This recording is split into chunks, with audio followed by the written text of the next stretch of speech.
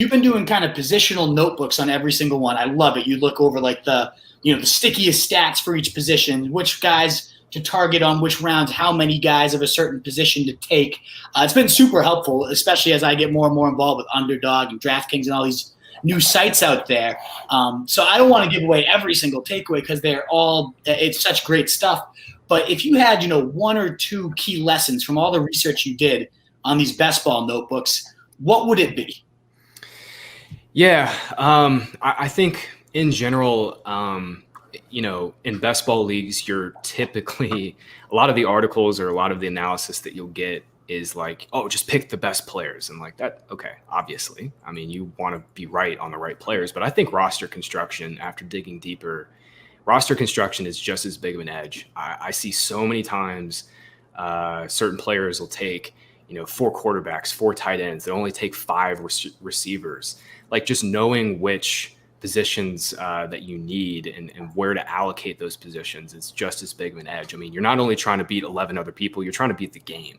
You only have, 20 roster spots on Underdog. NFFC, same thing, 20 roster spots. There's some teams, Underdog's 18 roster spots. NFFC's 20, but DK's 20. So just like knowing where to spend on certain positions, like you almost always want to have like 8 receivers. Like you want to at least have 7 on NFFC, but like Underdog, DK, you want to have at least 8 wide receivers because you got to start 3 every week. You typically want to have one of those guys in the flex spots in most drafts because running back is just, running back just dies after round 4, round 5. I mean, it's just total landmines in that range. So I think digging deeper into it and like learning more about roster construction, I think it's been that's probably been the biggest takeaway for me is just knowing that like you gotta load up on receivers, and it almost doesn't even really matter like where you take them. I mean, as long as you're not taking 6 receivers in your final 8 picks, in best ball leagues, it's definitely you got to load up on the wideouts, and really 2 quarterback, 2 tight end is typically the way I've been building most of my teams. And that in terms of win rate, that's where the money's at, is to go 2 quarterback, 2 tight end at those onesie positions. Just hope you don't get injuries and just load up on receivers. What about you, Scott? You take a similar approach to your roster construction when you do the best ball stuff? The only thing I'll say with best ball is, basically I treat it like almost the exact opposite way I treat a typical draft. For one thing, we tend to overvalue quarterbacks in 1 QB start sit leagues and undervalue quarterbacks in best ball leagues. And the same thing's true for bell cows, where a 0 RB strategy, like honestly might be optimal in best ball, but in a start sit league, it's very suboptimal. Real quick, that's what I wanted to add too.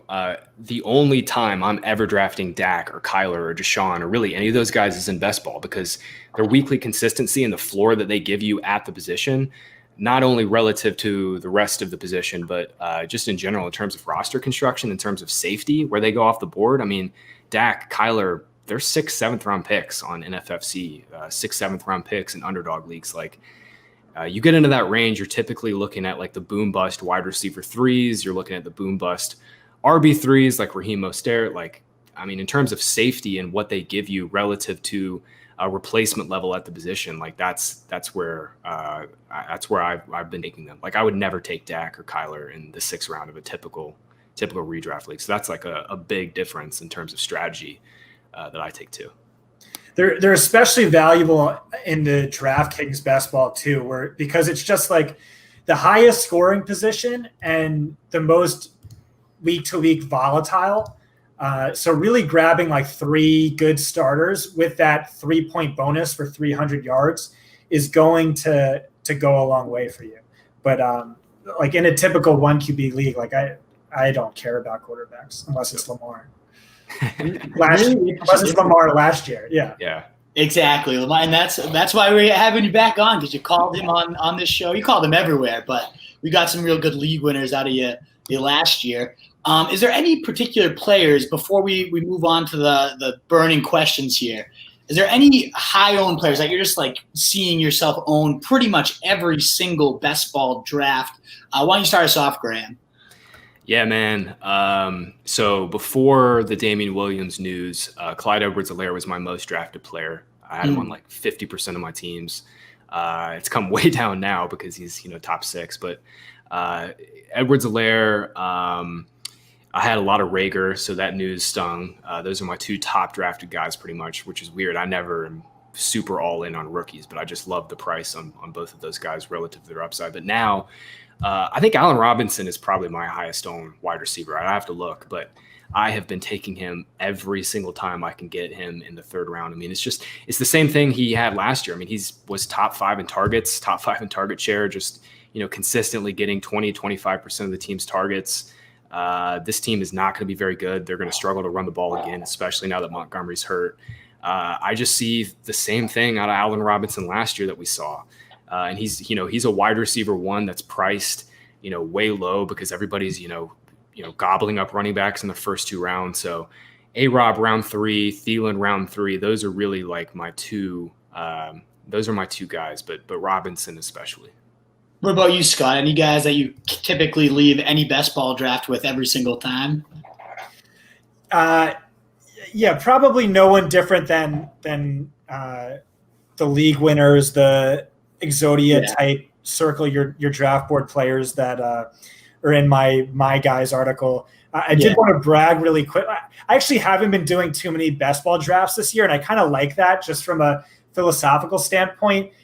I don't know that I would have written upside wins championships if it weren't for me like 2 years ago or 3 years ago getting hammered in start sit because I had drafted 115 best ball leagues where I crushed best ball, but then I sucked in my start sit because I went for safety a little bit too much. I didn't go for upside. I grabbed like the ADP values, which aren't going to win you your league. They might in a best ball, or they will in a best ball, but not in a start sit. I did want to say in the MFL 10 of Death, legendary expert best ball league, which I won last year, listen to my start.